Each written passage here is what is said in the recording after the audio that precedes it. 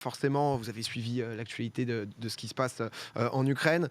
J'ai eu envie que voilà, on puisse récapituler un peu tout ce qui s'est passé durant ces quelques semaines. Et du coup, on a décidé de tout simplement faire un grand angle sur l'Ukraine.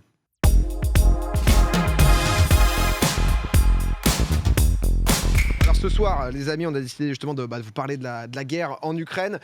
C'est plus uniquement des menaces, mais un combat armé qui oppose les deux pays depuis le 23 février dernier maintenant. Donc voilà, j'avais envie qu'on puisse faire un point pour vous donner les clés de compréhension. On va avoir un expert avec nous en plateau parce que forcément c'est un sujet très très complexe et c'est important. On aura aussi Charles Villa à distance depuis Kiev au téléphone avec nous.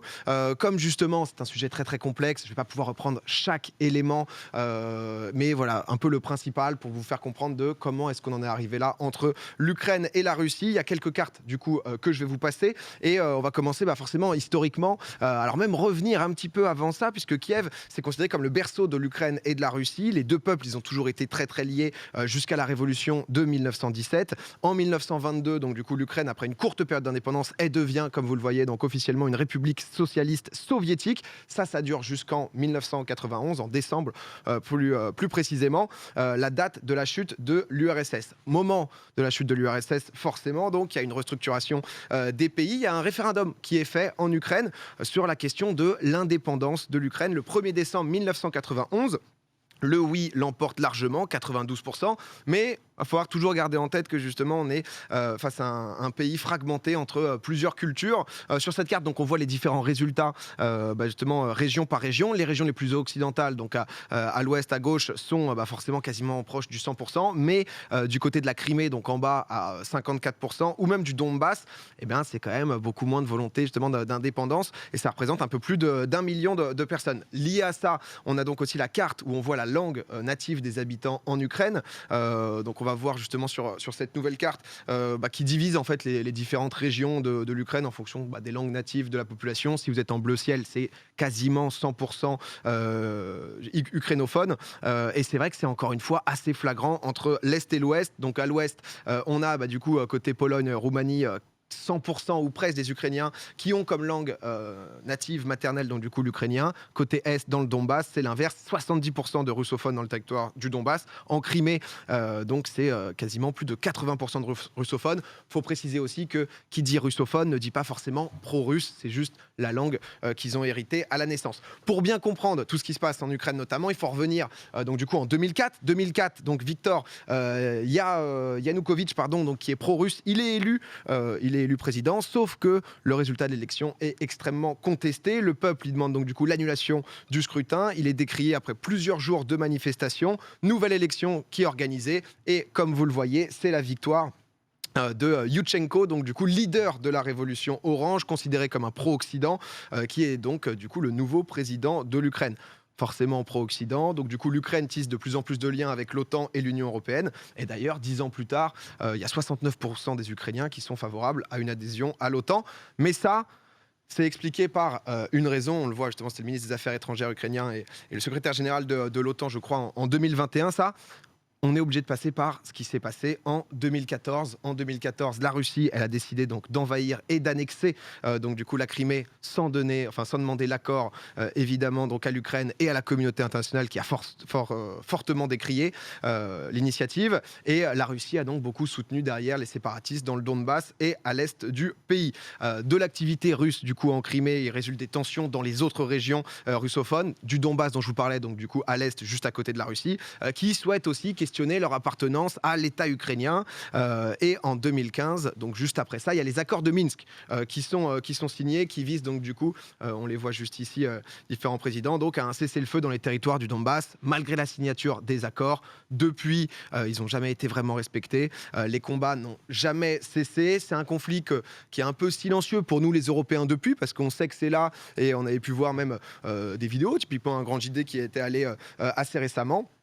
Mais voilà, donc ça continue à petit, sauf 13 que 000 là... morts quand même. de quoi ? 13 000 morts. Ouais, non, mais c'est voilà, mais qui continue et qui s'est jamais arrêté. Sauf que là, le 21 février, Vladimir Poutine, dans un discours d'1 heure, reconnaît l'indépendance des deux territoires ukrainiens, contrôlés donc par les séparatistes russes. Et la suite, malheureusement, on la connaît. 48 heures plus tard, un petit peu moins même, l'invasion militaire russe commence dans toute l'Ukraine. Donc voilà un petit peu là où on en est. La base, depuis forcément les combats font rage. Mon expert va arriver tout de suite. Mon expert va nous rejoindre. Bonjour, bonsoir. Plutôt, c'est monsieur Thomas Gomard, directeur de l'IFRI. C'est l'Institut français des relations internationales qui est avec nous. Bonsoir Thomas. Bonsoir PA. Bonsoir messieurs. Bonsoir. Alors Thomas, première question. Pourquoi est-ce qu'on a eu une escalade de violence aussi rapide en l'espace de quelques jours ? Parce qu'on avait un plan préparé. En réalité, c'est-à-dire qu'il y avait déjà eu une accumulation de forces militaires depuis plusieurs mois. D'une manière générale, on a une Russie qui est dans une sorte de grande manœuvre qui ne porte pas simplement sur l'Ukraine, malheureusement. Il y a d'autres théâtres, mais l'Ukraine est une priorité pour la Russie en termes stratégiques parce que c'est son glacis, vous l'avez bien montré avec les cartes, c'est-à-dire qu'en fait, historiquement, la Russie cherche toujours à se protéger de ce qui vient de l'Ouest, considère qu'elle est historiquement menacée par ce qui vient de l'Ouest.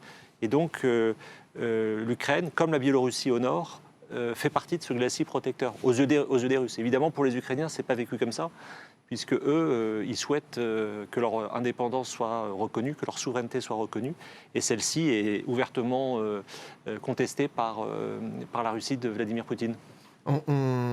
Initialement, les différents experts, même sur les plateaux télé, etc., pouvaient imaginer une invasion donc, du coup, du Donbass, un peu comme la Crimée, potentiellement une annexion.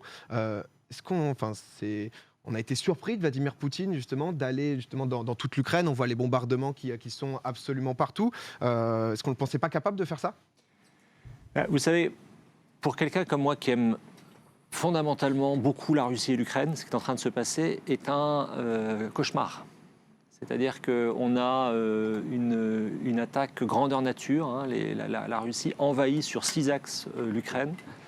Et ce qui est en train de se passer, si vous voulez, c'est un déchaînement de violence en réalité. Très préoccupant parce qu'en réalité, quand on regarde ce que la Russie a pu faire par exemple en Tchétchénie au début des années 2000, ou la manière dont elle s'est comportée militairement en Syrie en bombardant, il y a des signaux qui montrent que les Ukrainiens sont aujourd'hui vraiment en très grand danger, avec des situations différentes entre Kharkiv, Kiev, ou le sud du pays. Donc ce qu'il faut bien expliquer quand même, c'est qu'on est dans un registre de violence très élevé déjà.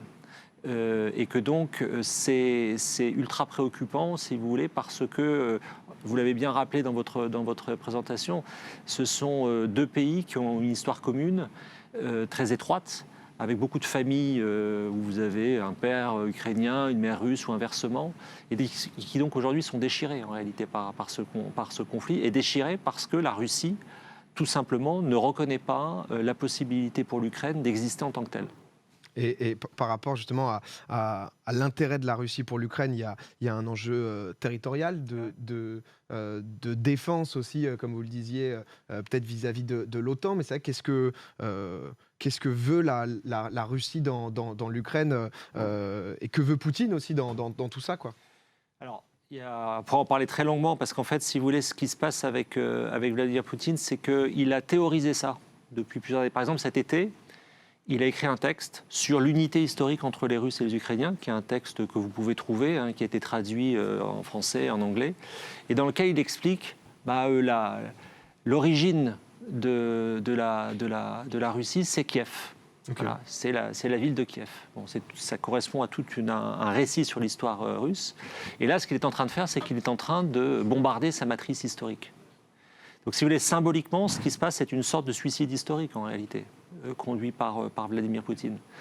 Alors, ensuite, il est aussi dans une logique où il considère, il a construit une menace venant de l'Ouest. En ce sens, si vous voulez, il est très héritier à la fois des tsars et aussi du régime soviétique. Dans une sorte, ça fait 22 ans qu'il est au pouvoir. Il y a visiblement une évolution de son comportement depuis 2 ans où il est très isolé à cause du Covid. On le voit dans toutes les on voit, vous savez, cette table gigantesque. Voilà, il y a une sorte. Quand il s'adresse à ses ministres, il est dans une sorte de distance aussi très, très, très frappante.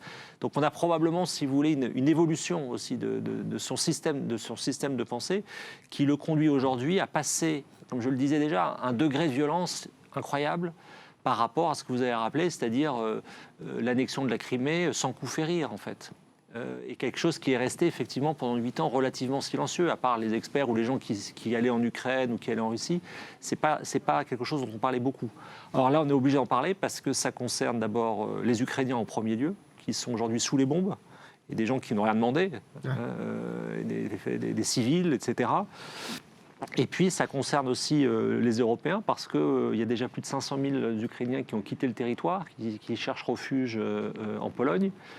Et donc, on est aussi dans une situation très inquiétante, puisqu'il y a une sorte de message nucléaire qui a été délivré, je crois que vous avez montré l'image de son discours jeudi soir, où il a laissé entendre que s'il y avait des gens qui venaient en soutien des Ukrainiens, eh bien, il s'exposait à des mesures dont il n'avait même pas l'idée. Donc, si vous voulez, ça donne une situation, dans mon métier, on appelle ça une situation stratégique très aiguë, hein, et probablement qu'on n'a pas connue depuis la Seconde Guerre mondiale en Europe. Parce que là, pour l'instant, dans les intentions de Poutine, jusqu'où il va aller, c'est-à-dire que, comme je disais, on pouvait penser que c'était justement la volonté de récupérer le Donbass, peut-être. Là, il y a eu aussi des... Alors là, c'est l'Ukraine. Voilà, c'est l'Ukraine. C'est l'Ukraine, c'est très clair. Le but, c'est de tuer le président Zelensky. C'est de faire ce que Vladimir Poutine appelle la démilitarisation et la dénazification de l'Ukraine. Parce qu'en fait, toute la propagande russe explique à son peuple, qui, à mon avis, ne veut pas du tout la guerre, le peuple russe ne veut pas la guerre, il lui explique qu'en Ukraine, c'est un régime de nazis. Alors ça renvoie à toute l'histoire à la fois de la Russie comme héritière de l'URSS, vainqueur de l'Allemagne nazie, et ça renvoie aussi au fait qu'en Ukraine, il y a eu des gens qui sont battus aux côtés de l'Allemagne nazie et qui ont été défaits très tardivement. Et donc c'est cette filiation-là qui l'agite, mais c'est une ineptie de dire ça, si vous voulez. Zelensky est un président juif, il est russophone, et tout simplement, il veut que son pays soit indépendant. Mais la machine de la propagande est telle que le thème, c'est la dénazification. C'est-à-dire que c'est l'idée qu'il faut effectivement faire un changement de régime en Ukraine. Et il ne met pas en avant du tout ce côté justement de l'OTAN qui progresse de plus en plus à l'Est, justement, où ça fait partie juste de la base. C'est une dimension aussi importante, mais qui est très exagérée, c'est-à-dire que c'est très construit. Ce qu'il faut rappeler quand même, si vous voulez, c'est que pourquoi les pays ont voulu rejoindre l'OTAN. C'est-à-dire que des pays comme les pays baltes ou comme la Pologne, en fait, ce sont des pays qui ont été toujours le terrain d'affrontement entre le totalitarisme nazi et le totalitarisme soviétique. Ce sont des pays qui se sont tout pris, si vous voulez, d'une certaine manière. Ce sont des grands brûlés de l'histoire. Et donc, en 91, quand ils voient la possibilité, enfin, d'échapper à l'influence de la Russie, ils la saisissent. C'est-à-dire que pour eux, c'est à la fois rejoindre l'OTAN, c'est une garantie de sécurité, et rejoindre l'Union européenne, c'est rejoindre un mode de vie. Bon. Et donc, après, on explique effectivement, il y a tout ce débat sur l'OTAN avait dit que, etc. C'est très important dans l'utilisation qui en est faite, mais il faut voir ça aussi comme fondamentalement un choix fait par des pays de rejoindre l'OTAN. C'est-à-dire qu'il y a certains candidats à l'élection présidentielle qui partent d'une annexion de certains pays par l'OTAN. C'est absurde, puisqu'en fait, vous devez faire tout un processus quand vous êtes un pays pour rejoindre l'OTAN, et puis ensuite, les pays membres de l'OTAN vous acceptent ou ne vous acceptent pas. Ouais. Donc, ce n'est pas une logique d'annexion comme ce qu'on a vu, si vous voulez, en Crimée ou dans le Donbass, où du jour au lendemain, la Russie décide de saisir une partie du territoire ukrainien et de déstabiliser une autre partie. Et aujourd'hui, ce qui est très préoccupant, c'est que ça concerne effectivement l'ensemble du territoire de l'Ukraine.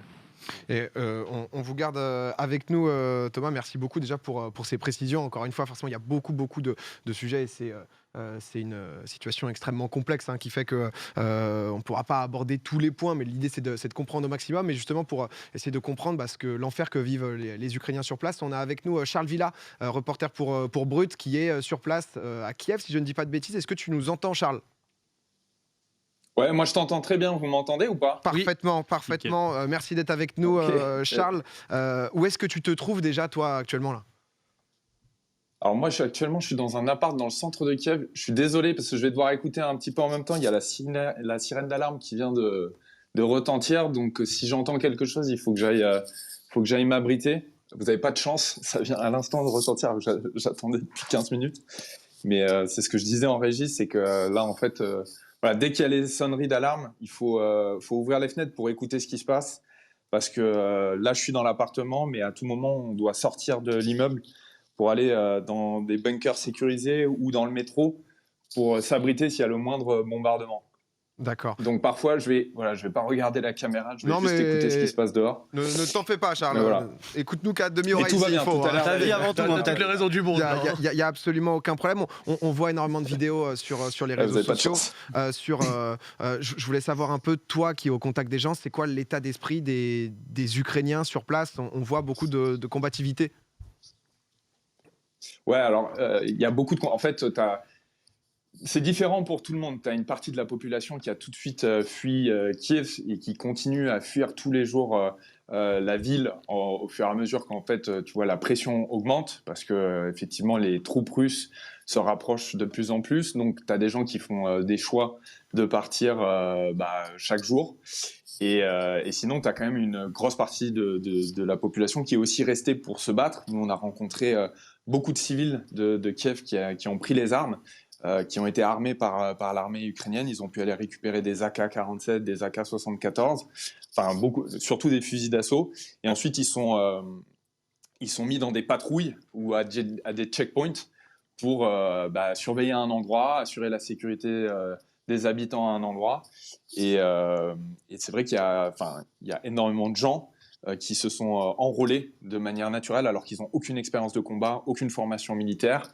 Et on leur apprend 2-3 bases, c'est-à-dire recharger l'arme, comment tirer, comment ajuster et tirer.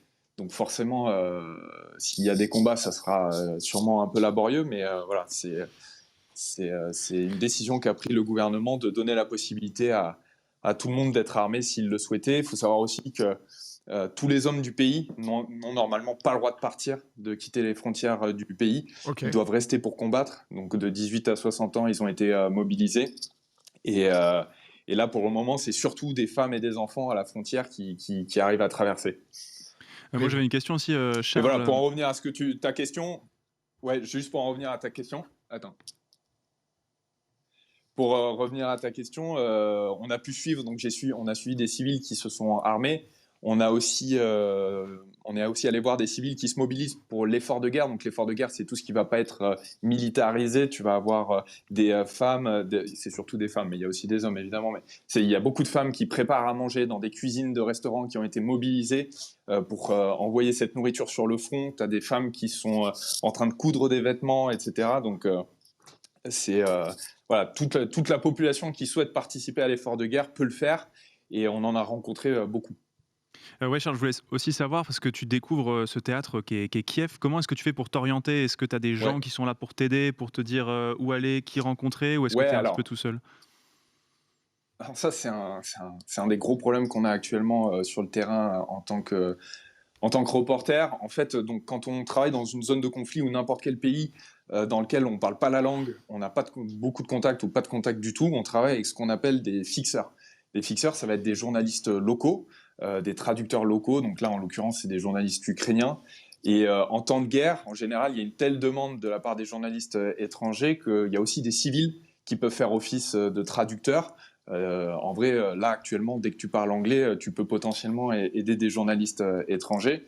Et le gros souci qu'on a, et ça, c'est une première que j'ai découvert sur ce théâtre de guerre, c'est que en fait, les fixeurs se mobilisent et partent rejoindre les rangs de l'armée et donc abandonnent les journalistes.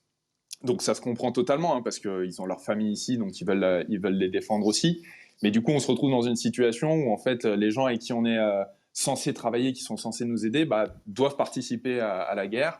Et on est un peu démunis parce que pour le coup, voilà, il y a quand même beaucoup d'Ukrainiens qui parlent pas anglais et c'est très difficile de communiquer, de trouver des autorisations pour aller dans des endroits, de pouvoir passer des checkpoints sans quelqu'un qui parle la langue. Des checkpoints militaires, c'est très difficile, même si tu as les autorisations nécessaires. Donc voilà, c'est là actuellement, tu vois, on a changé 2 fois de fixeur depuis qu'on est arrivé et les 2 étaient des civils. C'est pas des vrais fixeurs, c'est-à-dire des vrais journalistes qui font ce métier depuis longtemps, etc. Donc c'est très compliqué sur le terrain pour se débrouiller, pour pouvoir bosser comme on veut, quoi. Bah, écoute, Charles, déjà, merci encore d'être avec nous. Là, on voit que c'est pas spécialement le moment parfait, donc prends soin de toi et merci pour ce que tu fais de ces images et de ces témoignages que tu nous ramènes aussi. Prends bien soin de toi, Charles. Merci, les gars. Bon courage. Merci. Bon courage. Ciao, Ciao, Charles. salut Charles, que vous pourrez retrouver, hein, justement, il avait dit qu'il fera aussi une vidéo un peu plus à froid avec tous ces témoignages, reportages, etc. C'est vrai que c'est sécurité avant tout quand même. On va pas le garder très très longtemps. On a toujours Thomas Gomard avec nous, directeur donc de l'IFRI. Justement pour revenir un peu sur cette situation. Tout à l'heure on en parlait de la menace nucléaire qui a été faite par Vladimir Poutine. Je voulais savoir un peu, on a pas mal entendu parler aussi du missile Satan 2 capable de traverser 10 000 km, de tout simplement éradiquer un pays de la taille de la France. On a l'impression qu'à chaque fois, Vladimir Poutine va de plus en plus loin, là où on ne l'attendait pas. Il n'y a quasiment plus aucune limite. Par rapport au nucléaire, où est-ce qu'on en est? Mais avant de vous répondre, je crois qu'il faut avoir conscience, il faut saluer le courage de Charles Villa. Parce que on est dans une guerre de l'information aussi. Et le fait de disposer de journalistes sur place, il a expliqué les difficultés qu'il rencontrait, ça va devenir de plus en plus difficile. Parce qu'en fait, l'étau se resserre autour de Kiev. Et donc, la situation fait qu'on va avoir de plus en plus de mal à savoir ce qui se passe précisément sur le terrain. Donc, transmettez-lui vraiment les encouragements. Et le travail des journalistes doit être vraiment salué dans ce contexte. Alors maintenant, sur l'aspect, si vous voulez, nucléaire et missiles, il y a deux choses à dire. La première, c'est que la Russie, avec les États-Unis, ça représente 90% de l'arsenal nucléaire mondial. D'accord ? Et donc, ils ont toute une panoplie d'armes nucléaires, de ce qu'on appelle le stratégique, c'est-à-dire les missiles intercontinentaux aux tactiques, des missiles de plus courte portée, ils ont toute la panoplie. Et effectivement, dans le discours de jeudi soir, je le disais tout à l'heure, il y a une allusion au nucléaire. Tout le monde l'a compris comme ça. À cela, il y a une autre dimension qui est moins connue, c'est que les Russes ont beaucoup investi sur ce qu'on appelle, et c'est ce que vous appelez le Satan 2, ce qu'on appelle dans le jargon l'hypervélocité, c'est-à-dire des missiles ultra rapides qui vont à 4 fois ou 5 fois la vitesse du son. Et il y a très très très peu de pays qui disposent de cette technologie. Et c'est ça qui préoccupe parce que, évidemment, par rapport aux règles, il y a des règles. Il y a une sorte de grammaire nucléaire, des règles, vous savez, comme des règles d'orthographe. C'est-à-dire qu'on sait quand il m'envoie ce message, quand il mobilise ça, ça veut dire ça. En fait, toute la guerre froide, la période de la guerre froide, entre 1945 et 1991, il y avait des règles en fait qui existaient. Et là, ces règles sont probablement en train de changer parce que justement, il y a cette hypervélocité. C'est une chose, si vous voulez, de savoir qu'on peut avoir potentiellement un missile d'un certain type allant à une certaine vitesse, mais quand vous ne savez pas la vitesse ou le type, eh bien, forcément, votre réaction ou votre adaptation, ce à quoi on assiste actuellement côté occidental, n'est pas la même. Donc ça crée en fait ce qu'on appelle dans le jargon, là encore, de l'ambiguïté stratégique, ce qui rend difficile en fait l'interprétation. Mais qu'est-ce qu'il veut vraiment faire ? Bon. Donc ça, c'est la partie nucléaire. Après, il y a deux autres parties peut-être auxquelles il faut réfléchir. C'est qu'il se passe beaucoup de choses maintenant dans ce qu'on appelle l'espace exo-atmosphérique, c'est-à-dire là où on met des satellites sur orbite. C'est-à-dire qu'à la fois les satellites sont de plus en plus essentiels pour nos communications, nos jours le jour, notre géolocalisation, que sais-je. Il y a beaucoup de services. Et puis en même temps, les satellites, ça sert à surveiller. Donc il est en train de se passer deux choses. C'est que l'espace peut être un terrain de confrontation. Et de l'espace, on peut aussi mener la guerre. Et donc en novembre dernier, il y a eu un épisode très important, c'est que la Russie a détruit un satellite. Alors c'est le 4e pays à le faire après la Chine, les États-Unis et l'Inde. Et donc ils ont envoyé un message très fort en disant si on peut abattre un de nos satellites, vous avez bien compris qu'on peut abattre un des vôtres.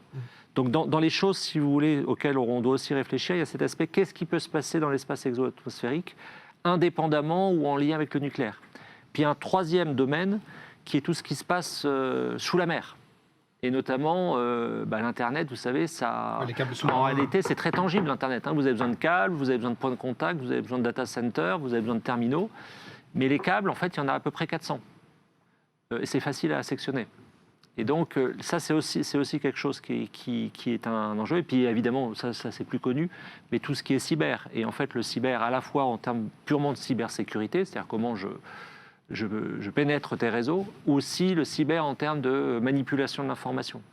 Et encore une fois, je finis sur la manipulation de l'information pour revenir à ce que disait Charles Villa. C'est très important de continuer à avoir des gens qui raconte précisément ce qu'il voit, et pas simplement s'en remettre à, vous savez, l'homme qui a vu l'ours, quoi. Ouais, c'est vrai qu'il y a eu beaucoup même des vidéos avec des acteurs russes, etc., qui avaient tourné beaucoup justement de propagande, etc., qui pouvaient tourner. Je crois que Rift avait une question aussi. Ouais, j'avais une question par rapport justement, c'était l'une des grandes questions de ces dernières heures avec le président Zelensky, le président ukrainien, qui demandait son intégration très rapide dans l'Union européenne. La secrétaire générale de l'Union européenne semblait favorable à cela. Qu'est-ce que ça impliquerait si l'Ukraine devait rentrer dans l'Union européenne demain ? Alors, c'est une question très difficile. Pourquoi ? Parce qu'en fait, l'Ukraine, et c'est ce qui a aussi été très utilisé côté russe comme justification de ce qui se passe, depuis 2019, a mis dans sa constitution le principe de rejoindre l'Union européenne et l'OTAN. Et comme je le disais pour l'OTAN, c'est la même chose pour l'Union européenne. C'est pas parce que vous êtes candidat que vous allez rentrer. C'est-à-dire qu'il y a tout un processus, et puis ce sont les autres qui décident. Il y a la France et l'Allemagne, notamment, je crois, qui sont... Alors, sur l'OTAN, il y avait eu effectivement Paris et Berlin en 2008, qui était très prudent sur le fait qu'il comprenait bien que c'était d'ouvrir cette perspective à l'Ukraine, c'était le meilleur moyen de réveiller l'ours russe. Voilà. Donc il y a toujours eu effectivement au sein de l'Union européenne une position beaucoup plus prudente de Paris et de Berlin vis-à-vis de ce double processus. En réalité, c'est plus symbolique qu'autre chose qui a été fait hier, parce que ça ne change pas fondamentalement le fait que l'Ukraine était déjà dans un dialogue avec l'Union européenne. Alors c'est très long, c'est très technocratique, ça passe par beaucoup d'étapes. Mais là, ce qui est intéressant, si vous voulez, c'est deux choses. D'abord, c'est la personnalité du président Zelensky.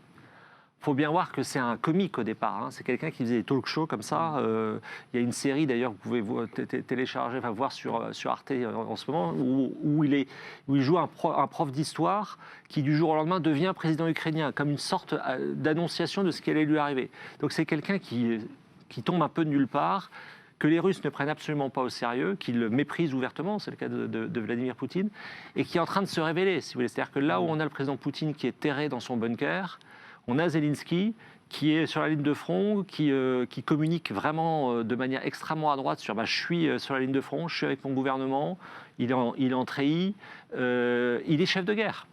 Bon. Et pour combien de temps en fait ? C'est-à-dire quel est son destin personnel ? Ça c'est une question vraiment très... Et donc pour lui, là ce que joue, si vous voulez, l'Ukraine, c'est à la fois son indépendance et son destin européen. C'est-à-dire que si après ce qui sont en train de se passer, il n'y a pas un geste de l'Union européenne, ce sera désespéré pour eux. Parce que c'est un peu ce qui est mis en avant. C'est vrai qu'on a énormément parlé de sanctions des différents pays de l'Occident, notamment envers la Russie, etc. On a cru comprendre, et dites-moi si je me trompe, hein, mais qu'on n'allait pas déplacer des troupes en Ukraine justement pour défendre l'Ukraine. Est-ce que l'intégration de l'Ukraine en Union européenne voudrait dire que du coup, l'entièreté de l'Union européenne va déplacer des troupes plus que justement apporter du soutien ou juste sanctionner ?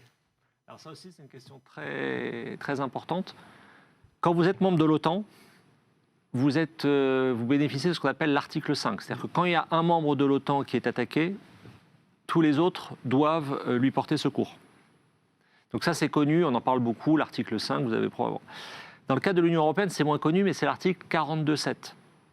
L'article 42.7, c'est le même principe entre membres de l'Union européenne, sauf que l'Union européenne n'est pas une organisation militaire. Mais si vous avez un membre de l'Union européenne qui se fait attaquer, les autres doivent lui apporter secours. Alors ça, c'est très important, à la fois pour l'Ukraine actuellement, compte tenu de sa candidature, mais elle n'est pas encore membre de l'Union européenne. Mais c'est très important pour deux autres pays qui sont neutres, c'est-à-dire la Finlande et la Suède. Ces deux pays n'appartiennent pas à l'OTAN, mais ils appartiennent à l'Union européenne. Et ils sont tentés, au vu des événements, de se rapprocher de l'OTAN. Et ils ont été directement menacés par la Russie avant-hier. C'est-à-dire qu'on leur a dit, si vous rapprochez de l'OTAN, il y aura des menaces militaires. Bon. Quand vous regardez l'histoire de la Finlande, c'est aussi une histoire d'invasion. Ils ont été envahis par les Soviétiques. Et quant à la Suède, c'est un pays qui a aussi ressenti l'influence soviétique très, très, très fortement, au-delà des liens historiques. Oui, ça se cite, la Finlande a un statut très spécial, il me semble.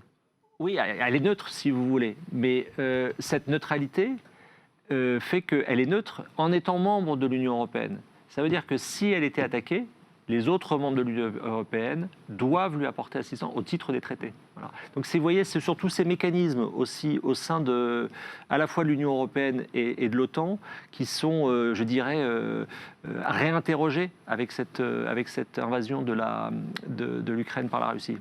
C'est vrai que c'est énormément de choses et à l'heure où on parle, forcément, c'est aussi en train d'évoluer. Je crois que c'était tout à l'heure au Parlement européen que Zelensky a fait, président ukrainien aussi, redemander justement l'intégration à l'Union européenne pour montrer voilà, que les Si vous voulez, Européens... il a besoin d'un soutien politique et d'assistance militaire parce qu'il est dans une situation désespérée. il n'a plus le choix. Voilà. Donc, s'il n'a pas ce soutien politique maintenant, alors qu'il est sous la botte russe, eh bien, c'est tout simplement l'indépendance de son État et sa souveraineté qui sont menacées.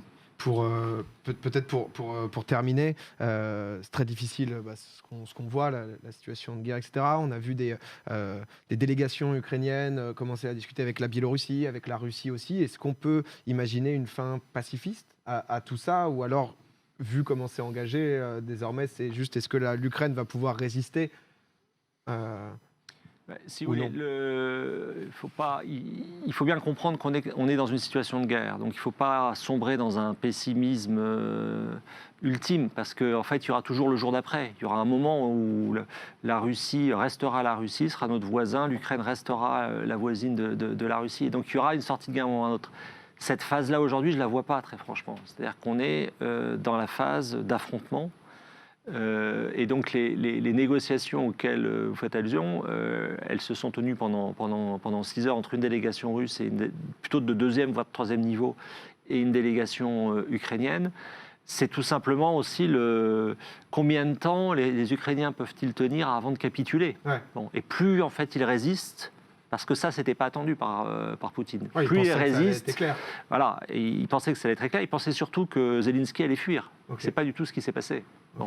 Donc en fait, eux, c'est un jour gagné d'une certaine manière à chaque fois. Donc je pense qu'il faut prendre ça très au sérieux et se dire, le président de la République d'ailleurs dans son allocution jeudi l'a dit, il ne faut pas voir ça comme quelque chose de silencieux, pour reprendre votre bon terme de tout à l'heure, mais ça va affecter nos vies aussi, parce que les sanctions, au-delà des questions des réfugiés, au-delà des questions des alliances dont on a parlé, les sanctions, les contre-sanctions, ça va avoir des effets sur nos vies, c'est évident. Bah écoutez, merci beaucoup. En tout cas, c'est vrai qu'il se passe. Oui, Isaac, pardon, tu as une dernière question. Je me permettais, parce que vous parliez des sanctions rapidement. Vous avez parlé donc de ces sanctions économiques, etc. Bon, on le sait, elles risquent d'avoir un effet et tout. Et à l'heure actuelle, on voit de plus en plus d'autres acteurs mettre des sanctions également, avec peut-être une idée d'apporter leur grain de sel. On voit par exemple des sanctions dans le monde du football, dans le monde par exemple de l'e-sport également, avec Blast qui est un organisateur de tournois qui a banni des structures russes, etc. La FIFA, Voilà, j'utilisais ces exemples sport, mais également e-sport, et il y en a sans doute d'autres pour montrer que plein d'autres essayent de ramener des choses également à leur tour. Est-ce que vous trouvez, vous, à titre personnel, que ce soit super pertinent d'étendre les sanctions à des acteurs qui n'ont peut-être pas forcément, de prime abord, en y pensant, leur mot à dire? Là aussi, il y a toute cette évolution du sport comme enjeu politique, en fait. Donc, en fait, le problème des Européens, c'est quoi, si vous voulez? C'est qu'en fait, les Européens, ils ont quitté le champ militaire depuis plusieurs générations. Et votre génération, je dis ça, c'est une simple observation, ne sait pas ce qu'est le service militaire. Moi, je suis à partir de la dernière génération, j'étais dans la dernière promotion de service militaire. Bon. Et ça remonte. Voilà. Et donc, on a complètement évacué ça de notre champ, parce qu'on a la chance, en fait, de vivre en paix depuis 1957 et de croire que c'est quelque chose d'acquis. Bon, et avec ce qui est en train de se passer, on se rend compte que c'est pas du tout acquis, en réalité, et qu'on a, côté russe, en fait, un pays qui pense encore en termes militaires. Il y a la conscription, il y a une armée, etc. Et donc, les réponses qui sont apportées par les Européens, elles peuvent être, à ce stade, que économiques ou très symboliques. Donc, on est en train de prendre une mesure de sanction très, très vigoureuse, encore une fois, sans forcément voir les effets. Mais là, les décisions qui ont été prises, si vous voulez, par leur ampleur, sont sans équivalent. Et je ne suis pas du tout surpris, compte tenu de la gravité de ce qui se passe, que des acteurs du monde du sport aillent dans cette direction, ou des acteurs aussi du monde de la culture. Je finirai là-dessus, si vous voulez, avant de vous rejoindre, j'avais des échanges avec des collègues russes et ukrainiens. Vous avez des protestations qui sont très difficiles à exprimer en Russie contre la guerre aujourd'hui. Donc c'est aussi ça qu'il faut comprendre, c'est-à-dire que le peuple russe, comme je le disais, ne veut pas la guerre. Sauf que pour exprimer cette opposition, ce n'est pas une démocratie. Donc vous restez aujourd'hui dans une rue de Moscou avec un panneau en disant non à la guerre, vous tenez 10 minutes avant de vous faire embarquer. C'est ça. Voilà. Donc il faut aussi avoir ça à l'esprit. C'est probablement le décalage voir la déconnexion entre le Kremlin, son mode de fonctionnement et le peuple russe. Merci pour toutes ces réponses. Thomas Gomard, directeur de l'IFRI, l'Institut français des relations internationales, pouvoir avoir expliqué un peu plus. En tout cas, on peut souhaiter que la paix et un soutien aux Ukrainiens en ces temps terribles. Merci beaucoup, Thomas. Bonne soirée. Merci beaucoup. Au revoir, messieurs. Bonne soirée. Au revoir. Et c'était important aussi pour nous d'avoir quand même un expert en géopolitique, parce que c'est vrai qu'il y a tellement d'éléments et nous on peut voir ça que de notre œil. Et c'est vrai que ce qu'a dit Thomas juste avant, on a toujours eu cette chance d'avoir la paix, c'est une normalité quoi, en tout cas ça remet les choses aussi en perspective quoi. Tu te dis ouais, depuis 57, tu vois, c'est des choses qui sont particulières pour nous et c'est des temps, tu vois, tu te dis enfin tu vois, c'est sûr que moi par exemple, tu vois, qui étudie l'histoire etc, qui regarde ça. Moi, je fais jamais, tu vois, de projection de l'histoire à la réalité. Je me dis pas, ah putain, il y a des corrélations à faire, etc. Malgré tout, c'est sûr que quand tu travailles dessus et quand ça ressurgit dans ton présent, t'es en mode ah ouais, ok. Donc il va falloir effectivement vivre avec et soutenir, mais tout en restant évidemment s'informer, parce que comme il le disait, la guerre aussi, elle se joue sur l'information, là et sur les réseaux sociaux, etc. Donc du coup, c'est pour ça qu'il faut envoyer un maximum de force à des personnes comme Charles Villa. Ouais, on en profite pour le remercier à nouveau. C'est vrai que ce soit le timing ou autre, c'est Charles qui aurait bien aimé rester plus, mais là clairement il y a des priorités avec c'était un petit peu les sirènes et les alarmes.